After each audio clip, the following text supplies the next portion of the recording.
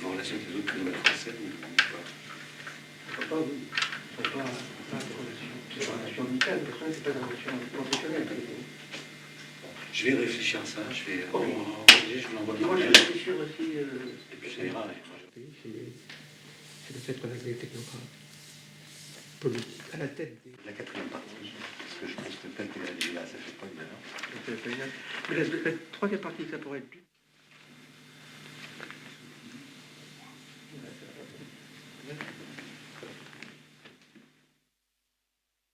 Claude Cohen-Tanji, vous avez obtenu le prix Nobel de physique en 1997 avec 2 autres physiciens.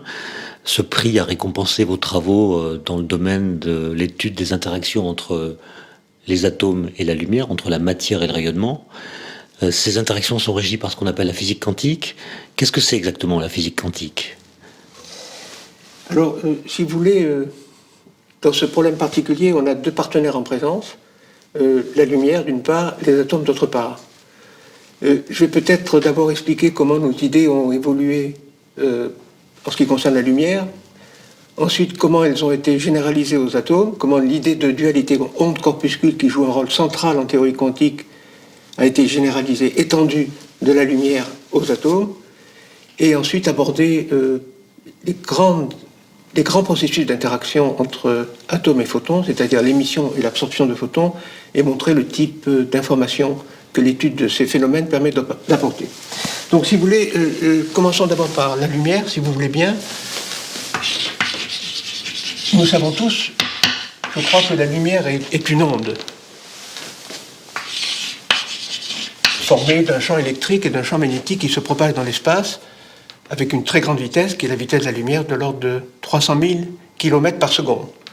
Et cette onde est caractérisée par sa fréquence d'oscillation qu'on appelle nu. Et disons, comme toutes les ondes, la lumière donne naissance à des phénomènes d'interférence et de diffraction qui ont fait le succès de la théorie ondulatoire à la fin du XIXe siècle et qui ont trouvé leur couronnement dans l'établissement des équations de Maxwell. Puis un certain nombre d'expériences ont montré que la lumière n'était pas seulement une onde et qu'elle était aussi un ensemble de corpuscules, un jet de corpuscules, de petits grains d'énergie qu'on appelait des photons. Et ce qui est intéressant, c'est que à une onde de fréquence nu sont associés des grains d'énergie dont l'énergie et la quantité de mouvement dépendent de nu par les relations, et l'énergie d'un photon est égale à h nu, où donc nu est la fréquence de l'onde associée, et h une constante fondamentale de la physique qui a été introduite au début du XXe siècle, en 1900, par Max Planck, et également une quantité de mouvement, P, égale h nu sur T, où c'est la vitesse de la lumière. Et petit à petit, les physiciens se sont rendus compte que ces 2 aspects, l'aspect onde et l'aspect corpuscule, étaient absolument indissociables, et qu'on ne pouvait pas expliquer tout ce qu'on observait sur la lumière en considérant uniquement l'aspect ondulatoire ou uniquement l'aspect corpusculaire, qu'il fallait absolument les 2. C'est ce qu'on appelle la dualité onde-corpuscule, et qui est une notion centrale dans les théories quantiques. Le pas décisif, un pas important dans notre compréhension du monde physique, a été également réalisé au cours des années 1920, exactement 1924, par Louis de Broglie, un physicien français, qui a introduit une idée révolutionnaire, qui a émis donc l'idée que la dualité entre corpuscules était valable non seulement pour la lumière, mais également pour la matière. Et de manière plus précise, Louis de Broglie a introduit l'idée qu'à tout corpuscule matériel était associée une onde qu'on appelle maintenant l'onde de Broglie, dont la longueur d'onde est reliée à la masse et à la vitesse de la particule. Quelques mois plus tard, Schrödinger étendait cette idée de manière plus générale et introduisait une équation qu'on appelle maintenant l'équation de Schrödinger, qui décrivait la dynamique de cette onde, comment cette onde se propage. Équation qui rappelle beaucoup des équations analogues de la physique, par exemple les équations qui décrivent la vibration d'une onde acoustique dans un tuyau sonore, ou la propagation d'un ébranlement sur une corde vibrante, ou la propagation des vagues à la surface de l'eau. Et cette équation de Schrödinger s'est révélée remarquablement efficace pour expliquer toute une série de phénomènes physiques. Elle a expliqué vraiment toute une grande partie des mystères qui étaient non compris à l'époque.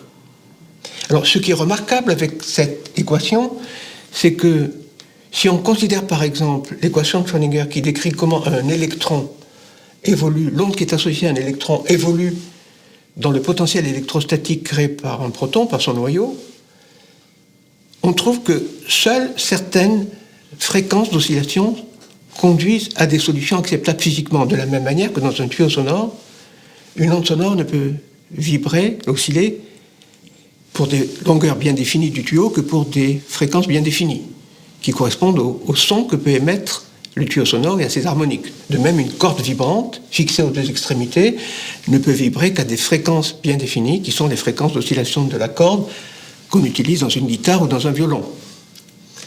Et comme en physique quantique, la fréquence est associée à l'énergie, on en conclut que l'énergie d'un électron dans le potentiel électrostatique d'un noyau ne peut prendre que certaines valeurs bien définies. Et c'est donc une idée importante qui apparaît en physique, qui est la quantification de l'énergie.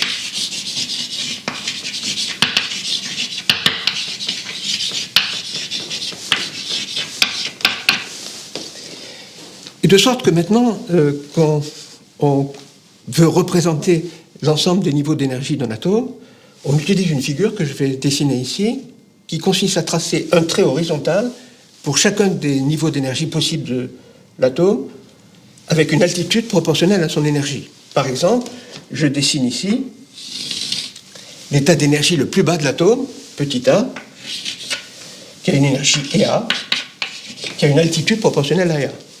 Puis voilà un autre état de l'atome, B, avec une énergie EB, et ainsi de suite, un état C. Il y a une infinité de niveaux d'énergie. Et chacun de ces états correspond à une fonction, à une solution de l'équation de Schrödinger, c'est-à-dire à une certaine fonction, ici psi A, ici psi B, psi A, une fonction de R, de la position que l'on considère dans l'espace, et dont l'interprétation physique a été donnée par Max Born. Le carré de psi A de R au carré, donne la probabilité de trouver l'électron au point R. Psi B carré au point R donne la probabilité de trouver l'électron au point R, lorsque l'atome est dans l'état B. On a ainsi une interprétation probabiliste de la fonction d'onde, et je pense que nous avons tous vu dans des livres de chimie des représentations graphiques de la forme géométrique de ce qu'on appelle orbitales atomiques, qui permettent de comprendre, par exemple, pourquoi la liaison chimique se fait dans telle ou telle direction, qui permettent, par exemple, de comprendre les liaisons tétraédrales de l'atome de carbone. Alors, ce qui est remarquable en mécanique quantique et ce qui conduit, disons,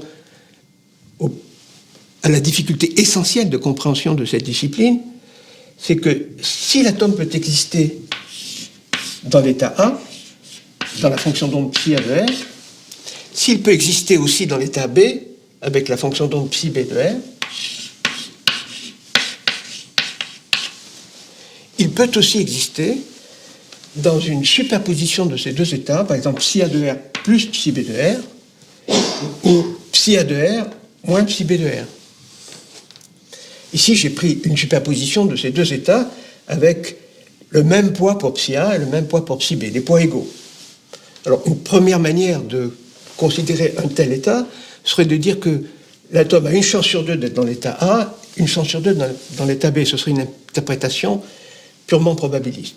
Mais psi A et psi B sont des ondes, ça c'est la dualité entre corpuscules, et comme toutes ondes, elles interfèrent, et par conséquent, suivant que je prends le signe plus ici ou le signe moins, ou que je prenne de manière plus générale un coefficient CA qui multiplie psi A plus un coefficient CB qui multiplie psi B, les deux ondes que je superpose, en certains points vont interférer de manière constructive, en d'autres points vont interférer de manière destructive, et par conséquent, l'état psi A plus psi B n'aura pas les mêmes propriétés physiques que l'état psi A moins psi B. Donc cette possibilité pour un système quantique d'exister dans une superposition linéaire de deux états est quelque chose de fondamental en physique quantique, quelque chose qui est difficile à comprendre de manière classique et qui est à la base de tout le mystère et de toute la richesse de la physique quantique. Et aussi de tous ces problèmes d'interprétation, finalement. Bien sûr, bien sûr. Et également de toute une série d'applications nouvelles auxquelles les physiciens songent de plus en plus et que je peux essayer de préciser en quelques mots. Un système à deux états, A et B, ça rappelle beaucoup ce qu'en informatique on appelle un bit d'information. Un bit d'information, c'est quelque chose qui peut prendre des valeurs 0 ou 1, ou plus ou moins. C'est une porte électronique qui est soit ouverte, soit fermée. Et un ordinateur utilise une série de portes, de bits qui fonctionnent les uns après les autres. Alors on pourrait songer à utiliser un système quantique avec deux états, les deux états étant les équivalents des deux bits 0 ou 1. Mais alors qu'en physique classique, on a soit l'état 0, soit l'état 1, rien d'autre, vous voyez qu'en physique quantique, on a la possibilité supplémentaire d'avoir toutes les superpositions possibles de l'état 0 et de l'état 1. Donc la richesse d'un bit quantique est beaucoup plus importante que celle d'un bit classique. Et ceci ouvre toute une série de possibilités en particulier. On peut espérer que si on arrive à construire un ordinateur utilisant ce type de bit quantique, les capacités de traiter l'information en parallèle seront de manière phénoménale plus grandes que celles d'un ordinateur classique. Si vous voulez, on peut aussi dire ça de manière peut-être plus provocante. Je reviens à l'image des portes, les portes ouvertes ou les portes fermées. En physique classique, une porte est soit ouverte, soit fermée. En physique quantique, elle peut être dans une superposition de l'état ouvert et fermé. Elle peut être à la fois ouverte et fermée. Et c'est ça qui fait la richesse de la physique quantique. Alors, ayant introduit donc les deux systèmes, la lumière et l'atome, on peut maintenant parler des processus élémentaires d'interaction entre lumière et matière. Ces processus sont au nombre de deux. Si on a un atome qui est initialement dans un état supérieur, B, il peut effectuer une transition vers un état inférieur A en émettant un grain de lumière de fréquence nu, donc un photon de fréquence h nu. Évidemment, il y a une relation bien définie entre la différence d'énergie entre les deux états et h nu. Cette relation, c'est EB moins EA égale h nu. En effet, quand l'atome passe de B à A, son énergie diminue et la conservation de l'énergie entraîne que cette perte d'énergie est évacuée par le photon, le grain d'énergie, qui l'emmène au loin. Réciproquement, un atome qui est dans l'état inférieur, A, et sur lequel on envoie un photon de bonne fréquence, peut absorber ce photon et monter dans le niveau supérieur. Ce processus s'appelle l'absorption. On a donc absorption, émission. Et dans les deux cas, on a la relation fondamentale de conservation d'énergie qui relie la fréquence de la lumière émise à la différence des énergies des deux niveaux entre lesquels s'effectue la transition. Et cette relation, qui exprime la conservation de l'énergie, est à la base de ce qu'on appelle en physique la spectroscopie. En effet, si, au moyen d'un appareil dispersif, comme un réseau, un spectromètre à prisme, à réseau, un interféromètre Fabry-Perot, on mesure la fréquence nue de la lumière qui est émise, on en déduit la différence entre deux niveaux d'énergie de l'atome. J'ai regardé ici uniquement les niveaux B et A, mais il y a aussi des transitions entre C et B, entre C et A et entre tous les niveaux. L'ensemble de toutes les fréquences émises constitue un système de raies discrètes qu'on appelle le spectre d'un atome. Et ce qui est intéressant, c'est que le spectre d'un atome donné est différent de celui d'un autre atome. Le spectre de l'hydrogène, par exemple, n'est pas le même que celui du sodium, n'est pas le même que celui du potassium, du néon, de l'argon. En d'autres termes, le spectre d'un atome est en quelque sorte une empreinte digitale de l'atome qui émet la lumière. Maintenant, on dirait une empreinte génétique. Donc, l'observation de la lumière émise par un milieu permet donc d'identifier les atomes qui sont dans ce milieu qui émettent de la lumière. Et c'est ainsi, par exemple, que toutes les informations que nous avons sur les systèmes astrophysiques, les étoiles, les galaxies, les atmosphères planétaires, le milieu interstellaire, toutes les informations que nous nous avons sur ces milieux proviennent de l'observation de la lumière qu'ils émettent. En plus, par exemple, si l'objet qui émet de la lumière est en mouvement, il y a un décalage des raies qu'on appelle l'effet Doppler, et qui permet de mesurer la vitesse de rapprochement ou d'éloignement des objets. C'est ainsi qu'on peut montrer que l'univers, par exemple, est en expansion. Donc, vous voyez que cette équation explique en quelque sorte pourquoi les photons, pourquoi la lumière est une source essentielle d'informations sur le monde qui nous entoure et sur les atomes qui le constituent. Je voudrais également insister sur le fait que pour comprendre la valeur absolue de ces fréquences, il faut connaître les interactions qui sont responsables de la cohésion de l'atome et la confrontation entre les valeurs mesurées de nu et les valeurs qu'on peut tirer d'une étude théorique du spectre de l'atome qui est émetteur permet d'obtenir des informations sur les interactions qui sont à la base de cet atome. Et c'est ainsi, par exemple, que toutes les théories, tous les perfectionnements de l'équation de Schrödinger, l'équation de Dirac, l'électrodynamique quantique, ont été obtenus par des mesures de plus en plus précises des fréquences émises par un atome. Donc ça, c'est une première grande catégorie de conséquences ou d'application des interactions matériellement, c'est la spectroscopie et l'étude de la structure des atomes. Vous avez rappelé des bases essentielles de physique quantique sur la structure de l'atome, l'échange d'énergie avec la lumière qui l'environne. Vous êtes notamment connu pour avoir, avec votre équipe, mis sur pied la théorie de l'atome habillé. Alors, en quoi ça consiste exactement, si vous pouvez le dire rapidement? Oui, alors, si vous voulez, quand on regarde l'interaction d'un atome avec une onde électromagnétique et que l'intensité de l'onde devient de plus en plus importante, de plus en plus grande, une approche qu'on appelle en physique une approche perturbative qui consiste à étudier les effets de manière approchée, sous forme d'un développement en puissance de l'interaction matériellement, deviennent inapplicables. On est obligé d'avoir des approches plus globales. Et l'approche que nous avons développée avec mes élèves, mes collaborateurs, a été de considérer que quand les couplages sont forts, quand le nombre de photons est important, il est plus utile, plus simple, plus illuminant de considérer non plus les deux partenaires séparément, mais de les considérer comme formant un tout qu'on appelle l'atome plus les photons, l'atome habillé par les photons avec lesquels ils interagissent. Et un tel atome global est un atome isolé, décrit par des équations indépendantes du temps, parce qu'il est isolé, donc il est invariant par translation dans le temps. Et on peut, pour un tel système, introduire des vrais niveaux d'énergie, mais à ce moment-là du système global, et obtenir une vision beaucoup plus synthétique des effets qui peuvent être observés.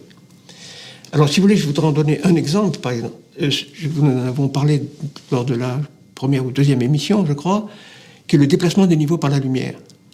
On peut, quand on regarde ce système global, atome plus photon, arriver à l'idée suivante, c'est que quand on a un atome à deux niveaux, A et B, et si on l'éclaire avec de la lumière qui n'est plus tout à fait résonante, par exemple, si on l'éclaire avec un photon qui a une énergie inférieure à celle qu'il lui faudrait pour être absorbé de manière résonante par l'atome, on peut montrer à ce moment-là que le niveau fondamental est déplacé, il est déplacé vers le bas, d'une quantité qui dépend de l'intensité de la lumière qu'on envoie sur l'atome. Alors que si on envoie sur le même atome, BA, une lumière dont la fréquence est supérieure à celle qui correspond à la résonance, le niveau inférieur de l'atome est déplacé d'une quantité, cette fois-ci vers le haut, et proportionnelle à l'intensité lumineuse. Alors, à l'époque, quand nous étudions ces effets, il n'y avait pas encore les sources laser et ces déplacements étaient extrêmement petits. Avec les intensités laser dont on dispose maintenant, ces déplacements peuvent être beaucoup plus importants, beaucoup plus grands en valeur absolue. Et il y a une application qu'on peut tout de suite donner à partir de ce petit schéma, c'est imaginer qu'on place l'atome dans un faisceau laser qu'on a focalisé en un point donné. Donc le faisceau laser est concentré en un point donné, je dessine ici les rayons lumineux, et au foyer de ce faisceau laser, l'intensité est beaucoup plus importante que partout ailleurs. Si ce faisceau laser est désaccordé en dessous de résonance, le déplacement de l'état A de l'atome va être négatif, il va être maximum en ce point. De sorte que si on trace la position de l'état A en fonction de la position sur une droite qui traverse le faisceau laser de n'importe quelle manière, on va trouver que l'énergie de l'état va diminuer et va avoir un minimum au foyer du faisceau laser. Et une telle situation rappelle l'existence d'un puits de potentiel.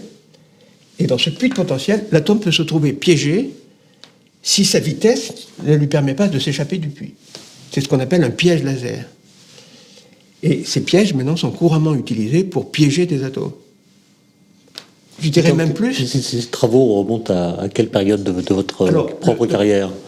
Le premier qui a proposé d'utiliser des faisceaux lumineux pour piéger les atomes a été Arthur Ashkin, qui est un physicien qui travaille à Bell Labs.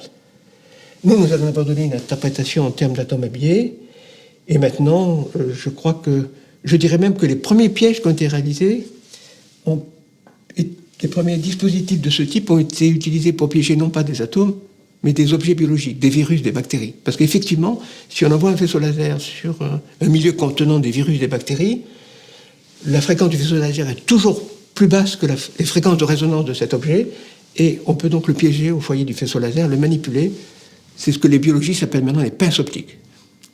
Et puis ça a été ensuite étendu aux atomes neutres, par mon collègue Steve Chu, qui a eu le prix Nobel en même temps que moi, par notre équipe nous-mêmes, et par maintenant de nombreux physiciens dans le monde utilisent ce type de piège. Ce n'est pas le seul, il y en a d'autres, mais celui-ci est un piège particulièrement simple et particulièrement simple à expliquer. Alors vous voyez qu'ici, c'est une deuxième manière de considérer les atomes, les interactions matière-lumière. C'est plus une source d'information, c'est un moyen d'action. On utilise la lumière pour agir sur les atomes et pour les manipuler. On appelle ça souvent la manipulation d'atomes par la lumière. Et je crois que je peux maintenant donner un autre exemple de cette manipulation, qui est le pompage optique que nous avons évoqué récemment dans une précédente émission. Qui était l'objet de votre thèse. Qui a été l'objet de ma thèse, mais qu'on peut expliquer très simplement maintenant que j'ai à ma disposition des petits schémas de ce type.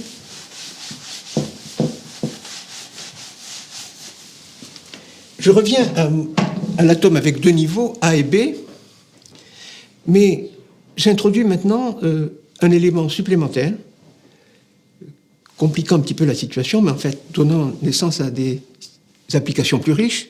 En fait, l'état A n'est pas un état simple. Il est multiple. Il a plusieurs sous-niveaux. Parce que l'énergie n'est pas la seule grandeur physique caractéristique d'un objet atomique. Dans l'atome, les électrons tournent autour du noyau, ils tournent sur eux-mêmes, donc l'atome est en quelque sorte une petite toupie, qui a un moment cinétique. Et comme toutes les grandeurs physiques, comme l'énergie est quantifiée, le moment cinétique est lui aussi quantifié. Et l'état A, par exemple, au lieu d'être simple, il peut être double. Ces deux états correspondant à deux orientations quantifiées du moment cinétique. Par exemple, ici, je vais peut-être le dessiner de cette manière, on a un atome avec son spin vers le bas. Spin en anglais veut dire tourner autour de soi-même. To spin, c'est tourner autour de soi-même. Donc, c'est un atome qui tourne avec son moment cinétique vers le bas, son moment cinétique ou son moment magnétique. Et ici, c'est un atome avec son spin vers le haut. Il tourne dans ce sens et son moment cinétique est vers le haut. On pourrait imaginer des situations plus complexes. Au lieu d'avoir deux sous-niveaux, on en a 3, 4, correspondant à diverses orientations possibles du moment cinétique. Vous voyez, là, c'est la quantification du moment cinétique. Supposez que j'ai également dans l'état excité B ces deux orientations possibles, spin vers le bas, spin vers le haut. De sorte que maintenant, comme j'ai deux niveaux en bas, deux sous-niveaux en bas, deux sous-niveaux en haut, les transitions qui relient l'état inférieur à l'état supérieur sont au nombre de 4. Celle-là, celle-là, celle-là et celle-là. Dans deux de ces transitions, le spin ne change pas, il reste le même. Dans celle-là, il passe d'une valeur négative à une valeur positive. Dans celle-là, il passe d'une valeur positive à une valeur négative. Alors, ce qui est intéressant, c'est que la lumière qui est émise dans ces 4 transitions n'a pas la même polarisation, parce que la polarisation de la lumière est reliée au moment cinétique du photon. Le photon a lui aussi un moment cinétique, et le lien entre l'aspect onde et l'aspect corpuscule, c'est que, suivant la polarisation de la lumière, le moment cinétique du photon n'est pas le même. Et l'idée de Kastler, ça a été d'utiliser le fait que ces 4 transitions que j'ai mentionnées ne correspondent pas à la même polarisation de la lumière. De sorte qu'en utilisant une certaine polarisation, qu'on appelle en physique sigma+, on excite sélectivement cette transition. Et la raison, c'est que, vous voyez que dans une telle transition, le moment cinétique passe d'une valeur négative à une valeur positive, donc il a augmenté, et que cette augmentation de moment cinétique a été fournie par le photon qui a été absorbé. Alors, une fois que l'atome a été promu dans cet état excité, il n'y reste pas un temps infini, il retombe dans l'état inférieur, soit sur ce chemin, soit sur ce chemin. Une fois excité, l'atome peut émettre la polarisation qu'il veut, donc on n'est pas maître de cette retombée. S'il retombe de cette manière, il peut effectuer un deuxième cycle. S'il retombe de cette manière, il aboutit dans cet état, et il n'y a pas de transition sigma+ partant de cet état, de sorte qu'il se trouve piégé ici. Alors vous voyez que ce petit schéma, on prend des atomes de cet état, on les transfère dans cet état, par ce cycle, ça rappelle tout à fait une pompe qui vide un récipient pour remplir un autre. Et c'est une pompe optique parce qu'elle est basée sur l'absorption et la réémission de lumière. C'est pour ça qu'on appelait ça pompage optique. Et vous voyez que ce qui est intéressant, c'est qu'au bout d'un certain temps, on aura vidé complètement tous les atomes qui sont dans cet état pour les placer ici. On aura obtenu donc un échantillon d'atomes polarisés. Alors ça, c'est très important parce que si on prend un échantillon d'atomes quelconque en équilibre thermodynamique, en général, il y a autant d'atomes vers le haut avec leur spin vers le haut que d'atomes avec leur spin vers le bas. La méthode du pompage optique permet de les mettre tous parallèles, dans la même direction. Elle permet de polariser un échantillon d'atomes. Alors ça a été très important parce que ça a permis des études de résonance magnétique, de transition de ces deux états, qui étaient impossibles quand les deux niveaux étaient également peuplés. Ça a permis de mesurer avec une très grande précision les structures à l'intérieur du niveau A et les structures à l'intérieur du niveau B. Et pour vous montrer un exemple d'application imprévue qui peut surgir de recherche fondamentale, je voudrais juste mentionner le développement que je vais décrire et qui est intervenu dans la dernière décennie.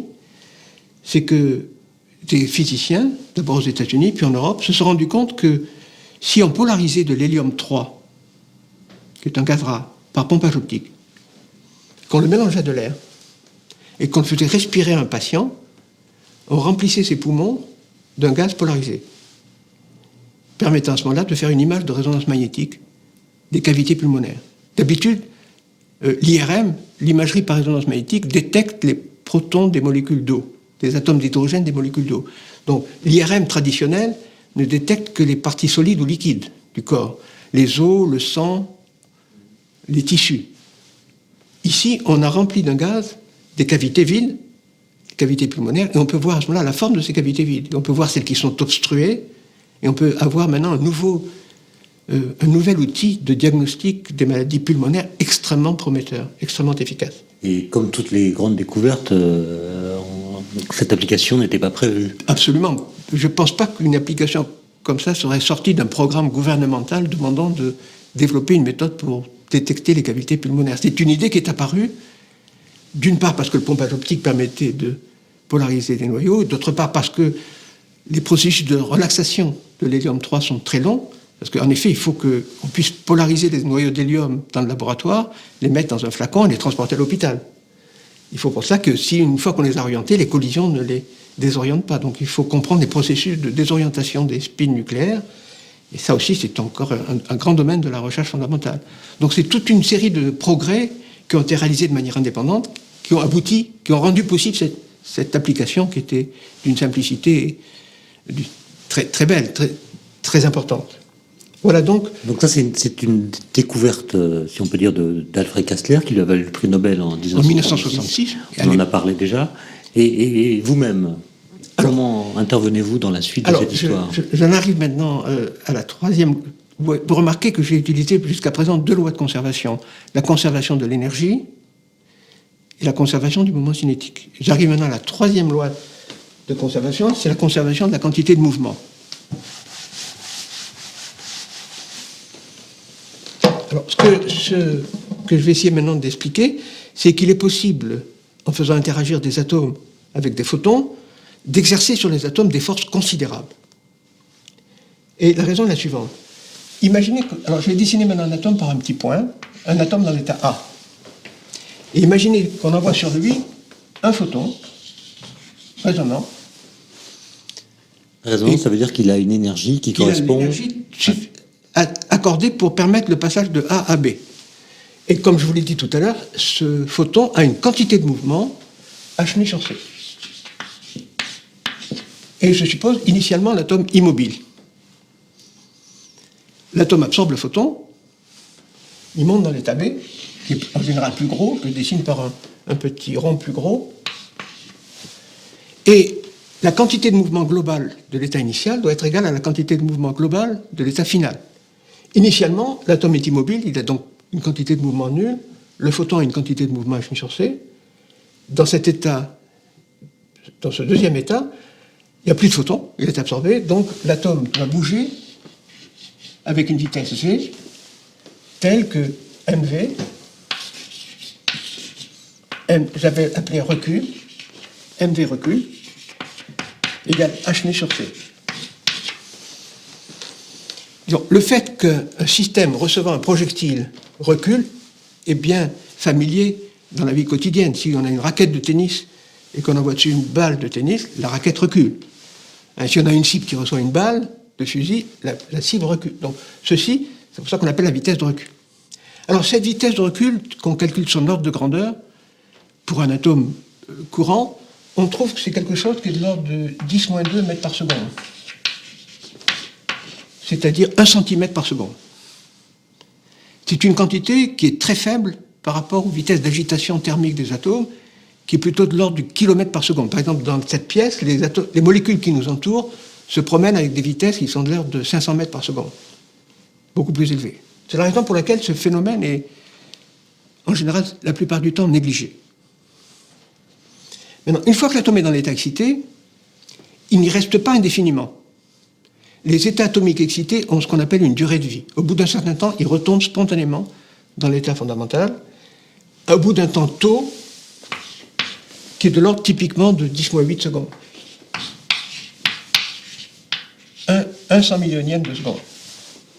Et il retombe dans l'état fondamental A en émettant un photon, mais il peut émettre ce photon dans toutes les directions de l'espace. Et avec des probabilités égales dans des directions opposées. De sorte qu'en moyenne, le recul que l'atome subit quand il émet le photon, recul qui n'est pas nul, mais en moyenne il est nul, parce qu'il a autant de chances d'émettre un photon dans une direction que dans la direction opposée. Ce recul à l'émission, c'est également ce qu'on observe quand on voit un canon qui est immobile, qui émet un obus, le canon recule. Donc en moyenne, la quantité de mouvement perdu par l'atome lors de l'émission est nulle, de sorte qu'il garde la même vitesse v recul. Autrement dit, vous voyez que dans un cycle absorption-émission, l'atome a changé de vitesse, et il a changé de vitesse d'une quantité v recul, donnée par cette formule. Bon, il a changé de vitesse d'1 centimètre par seconde, c'est pas beaucoup. Mais imaginez maintenant que cet atome soit dans un faisceau laser. Une fois qu'il a absorbé un photon qu'il a réémis, il est toujours dans le faisceau laser, il peut en absorber un second, puis un troisième, puis un quatrième, puis un cinquième, ça ne s'arrête pas. De sorte que, à chacun de ces cycles, sa vitesse va augmenter. Et on peut se poser la question de combien sa vitesse va augmenter par seconde. Et ça, en physique, c'est quelque chose de connu. La variation de vitesse par seconde, c'est ce qu'on appelle l'accélération. Donc l'accélération, A, ça va être égal au changement de vitesse dans un cycle, v recul, que multiplie le nombre de cycles par seconde. La durée d'un cycle ici, c'est déterminé par la durée de l'état excité. La durée de vie de l'état excité qui est 10-8 secondes. Une fois que l'atome est retombé dans l'état fondamental, le laser va tout de suite le réexciter. Donc le nombre de cycles que l'atome peut faire par seconde, c'est autant de fois qu'il y a 10-8 secondes dans une seconde, c'est-à-dire 10 puissance 8, 1 sur taux. Et si je multiplie 10-2 la vitesse de recul par 1 sur taux qui vaut 10 puissance 8, je m'aperçois que j'ai 10 puissance 6 mètres par seconde carré. Et vous savez tous, bien sûr, que l'accélération de la pesanteur, lorsqu'on lâche un objet qui tombe dans le champ terrestre, dans le champ de la Terre, c'est une accélération de 10 mètres par seconde carré. C'est ce qu'on appelle G. De sorte que vous voyez que ceci, c'est de l'ordre de 10 puissance 5 fois G. Alors nous savons par exemple, quand nous voyons des astronautes partir dans une fusée, quand ils sont soumis à 5G, 10G, c'est déjà considérable. Ici, c'est 100 000 G. Ça, c'est une accélération énorme. Donc vous voyez qu'un atome dans un faisceau laser subit une force qu'on appelle la pression de radiation, la force de pression de radiation, qui est susceptible de lui communiquer une accélération égale à 100 000 fois l'accélération de la pesanteur. Donc ça montre que cette force est importante. À condition que la fréquence du laser... À condition que la fréquence du laser... Or, au cours d'accélération, la vitesse de l'atome change. Ça, c'est très bonne remarque, très bonne question. Effectivement, l'accélération de l'atome change. Et donc, pour maintenir la condition de résonance, il faut changer soit la fréquence du laser, soit la fréquence de l'atome. Et mon collègue Bill Phillips, qui a eu le prix Nobel en même temps que moi en 1997, a eu l'idée très astucieuse de faire traverser aux atomes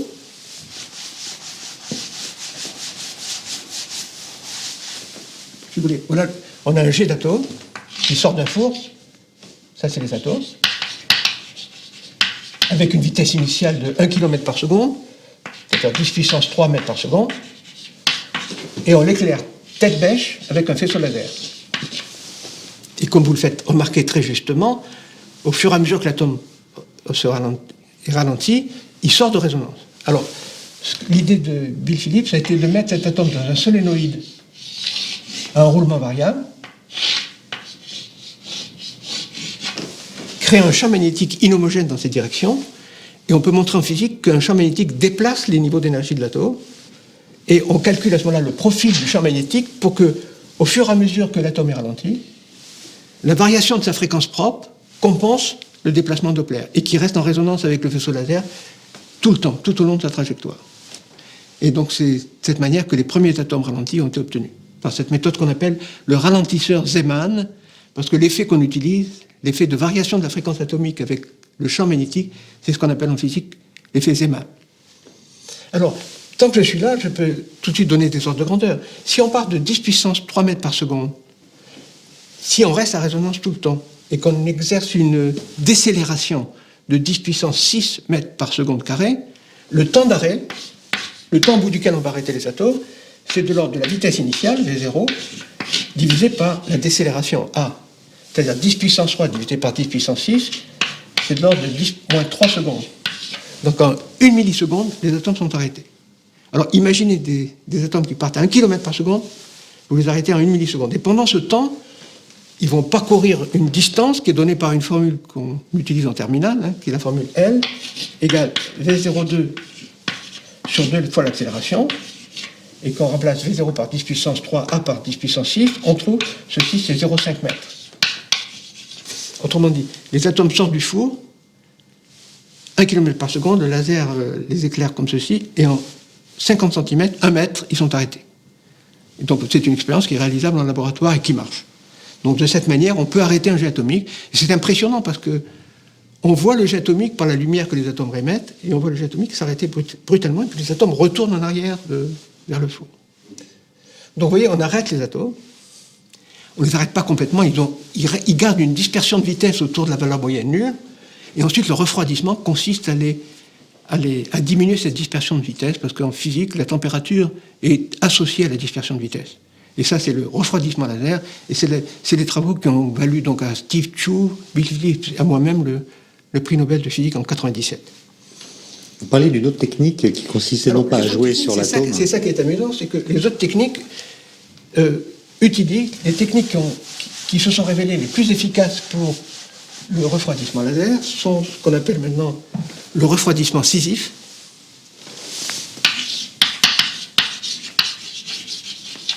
Et que nous avons identifié avec mon collègue Jean Dalibard. Alors, je vous parlais tout à l'heure des deux états de spin vers le haut, spin vers le bas. En fait, pour réaliser le refroidissement laser, on n'utilise pas un faisceau laser, on en utilise deux pour empêcher l'atome d'aller de ce côté ou de ce côté, pour essayer de comprimer sa dispersion de vitesse. Si on a deux ondes laser propageant en sens opposé, elles interfèrent et on a des nœuds et des ventres d'intensité. J'ai expliqué tout à l'heure que les ondes interfèrent et que le déplacement lumineux de l'état fondamental était proportionnel à l'intensité lumineuse. Donc si je prends le niveau plus, il va être modulé spatialement. Et si je dessine le niveau moins avec une autre couleur, pour que ce soit plus clair, il va être déplacé d'une quantité différente, comme ceci. Et puis, le pompage optique que j'expliquais tout à l'heure fait passer les atomes de plus vers moins ou de moins vers plus. Et alors, on arrive à une situation où l'atome, partant du fond d'une vallée, comme ceci, et allant vers la droite, monte cette colline de potentiel. Et quand il est arrivé ici, il y a un pompage optique qui le fait changer de niveau, et il se trouve au fond d'une vallée, de nouveau, auquel cas il remonte une colline, et quand il est ici, même chose, on le remet là, il remonte. Vous voyez donc que ce dispositif rappelle tout à fait le mythe du héros de la mythologie grecque, Sisyphe, qui était condamné à gravir une colline de potentiel, et quand il était avec un rocher, quand il était en haut, les dieux le remettaient en bas. Il devait remonter de nouveau. L'atome est exactement dans la même situation ici. Il doit constamment monter des collines de potentiel, et quand il monte, son énergie potentielle augmente, et donc son énergie cinétique diminue, et il est refroidi. Ça aurait sans doute inspiré Albert Camus que vous évoquiez la dernière fois. Albert Camus qui avait écrit le mythe de Sisyphe. Il a écrit un grand livre qu'on appelle le mythe de Sisyphe, et que j'aime beaucoup. D'ailleurs, le mot mythe de Sisyphe revient beaucoup dans la conversation courante, qu'on parle de quelqu'un qui refait toujours la même chose sans succès. Nos collègues anglo-saxons, qui n'ont pas la même culture grecque que nous, appellent ça le mythe du cycliste, le cycliste qui monte d'une colline de potentiel, et quand il est au sommet, on le remet en bas de la colline, et il doit remonter de nouveau.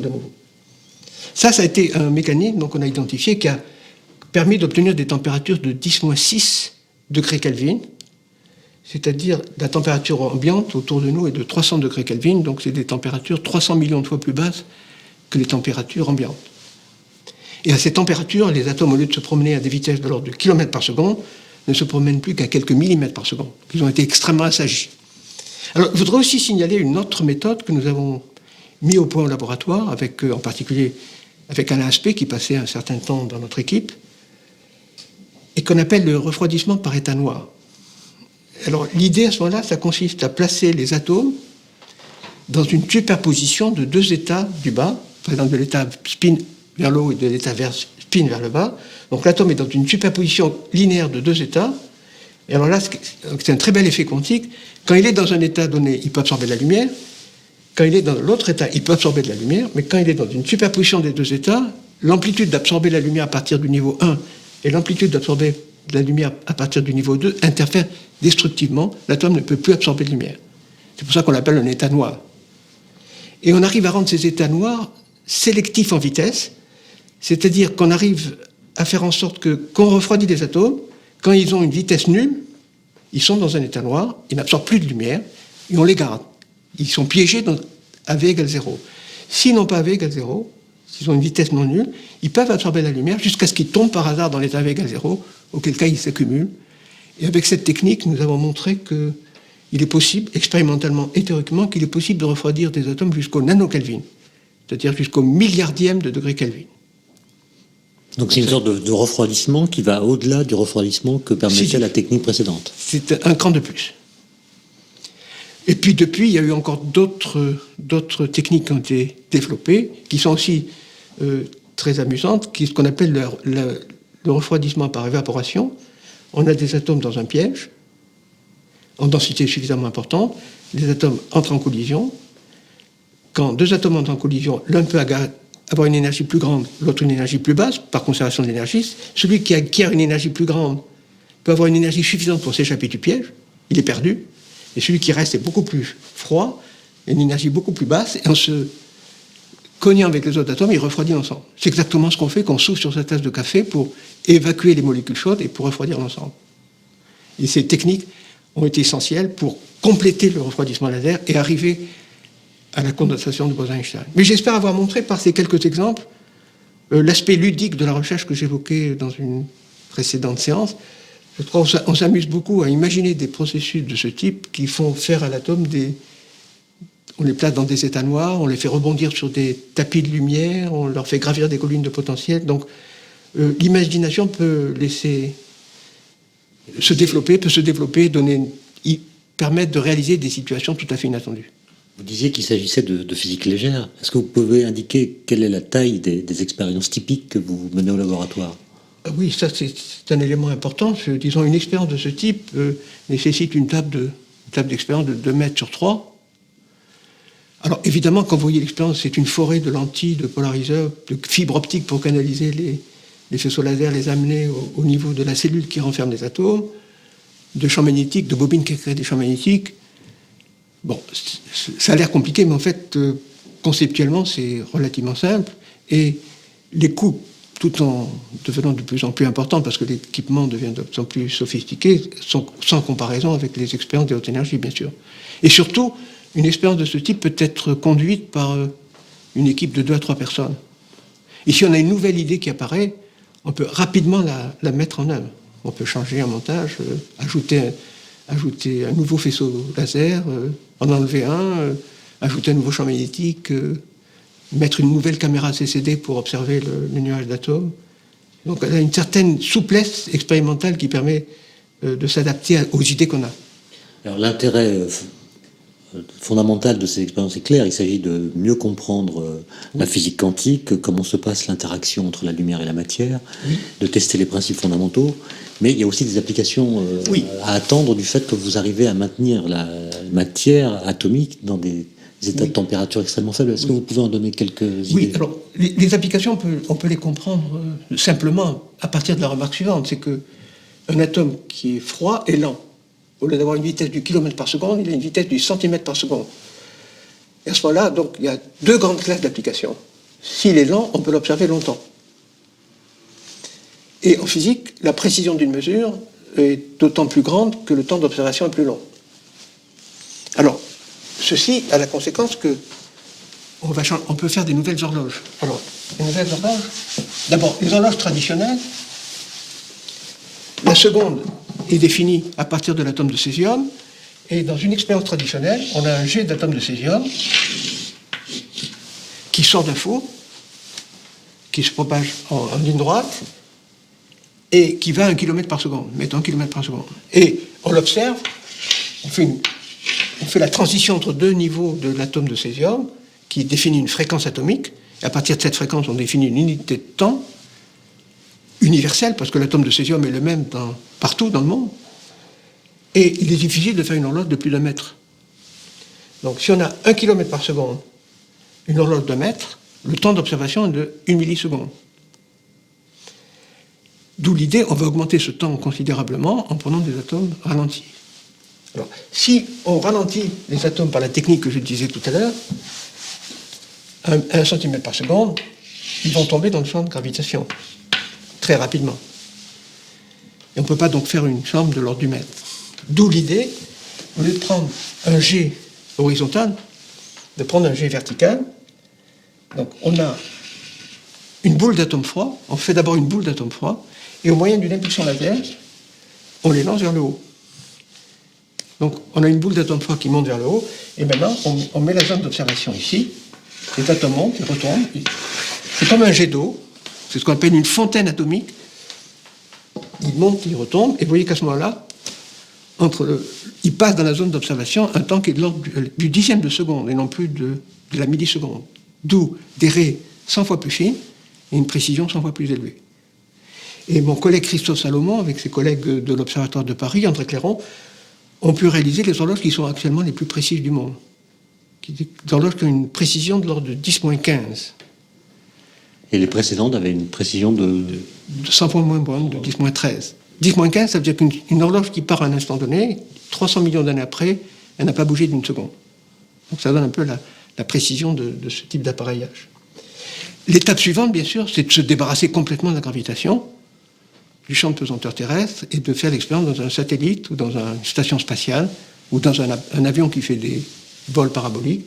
Ça a été fait, ça a été testé, et en principe, Christophe Salomon doit installer, avec ses collègues, une horloge à atomes froids sur la Station spatiale internationale en 2005-2006, si d'ici là, les programmes du président Bush pour Mars ne tuent pas toutes les expériences qu'on fait sur la station spatiale.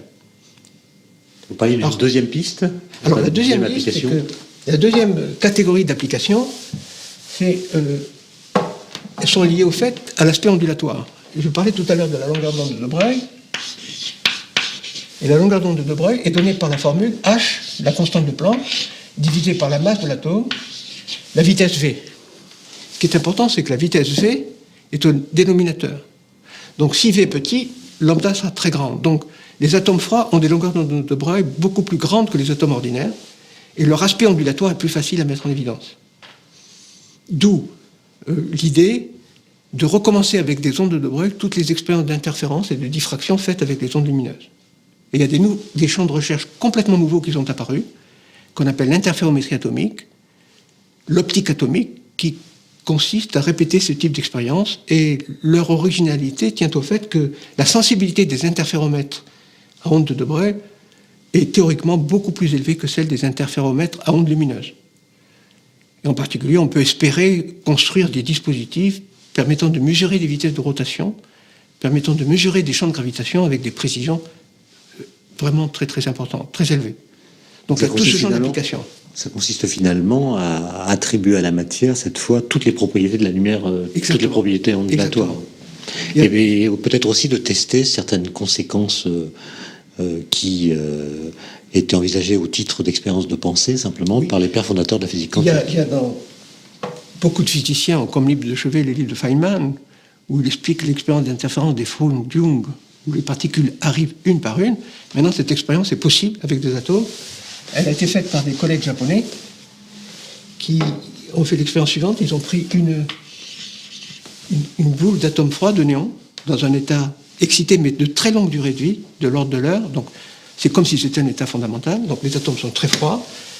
Et puis, à un instant donné, ils les lâchent. Ils tombent dans le champ de pesanteur et ils traversent une plaque percée de 2 fentes. Et ici, on a un écran. Et comme quand les atomes touchent l'écran, comme ils ont une grande énergie interne, ils se désexcitent sur la paroi et ils donnent naissance à une gerbe d'électrons de sorte qu'on peut détecter les atomes un par un. Et ce qu'on observe, alors j'ai vu l'expérience, j'ai visité le laboratoire et j'ai vu l'expérience en temps réel. Alors ce qu'on voit, c'est là, on voit apparaître un point, puis on voit apparaître des impacts localisés. Alors au début, c'est complètement aléatoire. Et puis, au bout de l'accumulation d'un certain nombre de points, on va voir apparaître des régions où il y a beaucoup de points séparés par des régions où il n'y en a pas de points. On observe finalement des franges d'interférence, dont l'interfrange correspond à la valeur qu'on peut calculer à partir de la formule donnant la longueur d'onde de de Broglie. Donc on a ici une magnifique illustration de la dualité entre corpuscules. Chaque atome qui part ici est un corpuscule, puisqu'il donne naissance sur l'écran à un impact localisé, mais il y a en même temps une onde qui lui est associée, parce qu'on observe bien un phénomène d'interférence. Alors, se pose la question extrêmement troublante. Finalement, l'atome qui part de là et qui arrive là, il est passé par ce point, par cette fente ou par cette fente? Si on cherche à le savoir, on détruit les franges d'interférence. Et en fait, la seule manière de répondre de manière satisfaisante à cette question, c'est que l'onde qui lui est associée passe par les deux formes. Mais on ne doit pas chercher à savoir par quelle fente l'atome est passé, parce que si on cherche à le savoir, on peut montrer qu'à ce moment-là que les fentes disparaissent. Donc c'était vraiment une expérience de pensée qui est maintenant réalisée et qui est particulièrement instructive, de sorte que maintenant la plupart des cours de mécanique quantique modernes maintenant utilisent le film correspondant où on voit arriver les atomes un par un. Alors ça, c'est une première grande catégorie d'application de l'aspect ondulatoire des atomes. Il y en a une seconde, qui est également extrêmement intéressante, c'est que j'ai dit que chaque atome était une onde. Donc chaque atome peut se représenter comme un petit paquet d'ondes, avec une extension qui est de l'ordre de grandeur de la longueur d'onde de de Broglie. Si la densité du milieu, si la densité du gaz est faible, ces différents paquets d'ondes sont séparés les uns des autres. Ils ne se superposent pas. Arrive qu'on augmente la densité, qu'on diminue la température, qu'on augmente la longueur d'onde de Broglie, arrive un moment où les paquets d'ondes, à ce moment-là, vont se recouvrir, vont s'enchevêtrer, interférer, parce que c'est des ondes. Et à ce moment-là apparaît un phénomène nouveau qui était prédit par Einstein en 1924, qui est ce qu'on appelle la condensation de Bose-Einstein. Tous les atomes vont se mettre dans le même état quantique, dans le même état fondamental, mais cette fois-ci du piège qui les contient. et on a un nombre macroscopique d'atomes avec la même fonction d'onde. Et ça, c'est ce qu'on appelle le condensat de Bose-Einstein. C'est un nouvel objet auquel on a accès maintenant, qui a des propriétés tout à fait fascinantes, de cohérence, de superfluidité, de... C'est à peu près l'équivalent de ce que le laser est à la lumière, finalement. Exactement. Un laser, c'est un système où on a aussi comme un piège une cavité de miroir, et dans cette cavité, il y a des modes de vibration de la lumière, et il y a un mode particulier qui est rempli de manière macroscopique par des photons. Et un des miroirs est transmet partiellement de la lumière, et de cet ensemble macroscopique de photons sort un faisceau qui est le faisceau laser. Alors maintenant, on fait la même chose avec des condensats de Bose-Einstein. On a dans un piège un nombre macroscopique d'atomes, tous avec la même fonction d'onde, et au moyen d'une fuite qu'on fait dans le piège, on extrait de ce piège un faisceau d'atomes cohérents qui s'ouvre peu, de la même manière qu'un laser très directif, qu'on appelle un laser à atomes. Donc ces objets posent maintenant des nouvelles questions, des nouveaux problèmes. Il s'agit de les comprendre, de comprendre leur structure, leur dynamique propre, leur propriété de superfluidité. Et c'est un système modèle particulièrement intéressant pour étudier sur des systèmes gazeux toute une série d'effets qui jusqu'ici étaient étudiés uniquement en matière condensée, comme l'hélium superfluide ou la supraconductivité. Donc c'est un domaine nouveau qui s'ouvre, sur lequel de très nombreux laboratoires travaillent maintenant, et qui montre à quel point aussi la recherche fondamentale prend des nouvelles directions de manière imprévue. Personne ne prévoyait il y a quelques années que ce champ de recherche nouveau allait apparaître.